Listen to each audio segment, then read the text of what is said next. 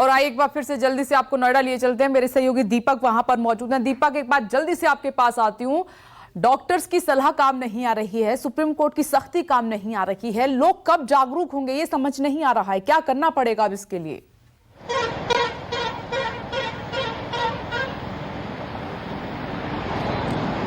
जी, जिस तरह की कंडीशन इस वक्त नोएडा या दिल्ली में देखी जा रही है, ऐसे में उन लोगों को ये ध्यान देने की ज़रूरत होगी कि उनके घर में बुजुर्ग होंगे, उनके घर में बच्चे होंगे, उनके घर में ऐसे बीमार कोई शख्स होंगे जिन्हें ऐसी हालात में अगर वो बाहर निकलते हैं तो कितनी तकलीफें हो सकती हैं। अगर लोग अपने घरों से इसकी शुरुआत करेंगे तो शायद कुछ जो स्थिति है वो बेहतर हो सकेगी। ऐसे में अपने घर से लोगों को शुरुआत करनी होगी, क्योंकि ये ना सिर्फ अपने घर की बात होगी, पूरे शहर की बात होगी, पूरे मोहल्ले की बात होगी, उनकी लोकेलिटी की बात होगी। ऐसे में हर किसी को प्रशासन की उस सलाह का ध्यान देना होगा जिसकी वजह से वो सुरक्षित रहेंगे, उनके परिवार के लोग सुरक्षित रहेंगे और पूरे जो शहर के लोग हैं वो सुरक्षित रहेंगे। जी विप्तेश।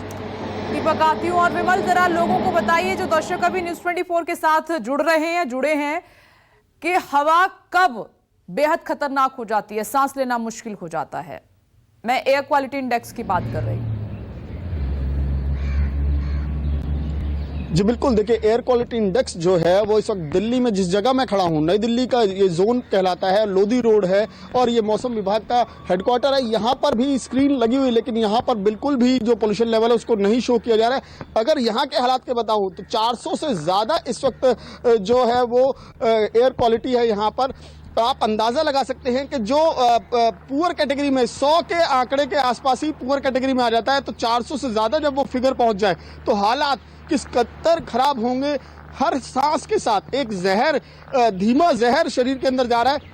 और सबसे बड़ा सवाल, जो दिवाली पर जो पटाखे आतिशबाजी जगह जगह हुई, उस पर लोगों का कहना है कि बच्चे हैं, बच्चे नहीं मानते। लेकिन सबसे बड़ा सवाल यही है कि आखिर हम बच्चों को क्या दे रहे हैं, किस तरह का भविष्य दे रहे हैं, क्योंकि ये जो कई बीमारियां इससे होंगी, ये जो हर सांस हमारे शरीर के अंदर जा रही है, इससे कितनी बीमारियां इसके साथ अंदर जा रही है। खुद डॉक्टर्स इसको लेकर कई बार चेतावनी दे चुके हैं कि आने वाला समय उन बच्चों के लिए, उन बुजुर्गों के लिए बेहद खतरनाक है। और सबसे ज़्यादा दिक्कतें उन लोगों के साथ है जो बीमार हैं, जिनको पहले से ही सांस से संबंधित बीमारी है। वो लोग तो परेशान होंगे, लेकिन जो लोग स्वस्थ भी हैं उनको भी कितने समय तक इस जहरीले धुएं से वो बचे रहेंगे, ये बड़ा सवाल है कि कहीं वो भी ये बीमारियां लेकर तो नहीं बैठेंगे आने वाले समय में, उनको भी तो इस तरह की बीमारियों से दो चार नहीं होना पड़ेगा। तो जाहिर तौर पर लोगों की भी जिम्मेदारी बनती है और सरकार की भी जिम्मेदारी बनती है कि वो सभी की जिम्मेदारी है। विमल, मुझे रोकना होगा आपको यहाँ पर। देखिए 100 के आसपास जब एयर क्वालिटी इंडेक्स होता है तभी पुअर कैटेगरी में आ जाता है। अब तो 400 के पार है। अब समझ लीजिए क्या हालात है। दीपक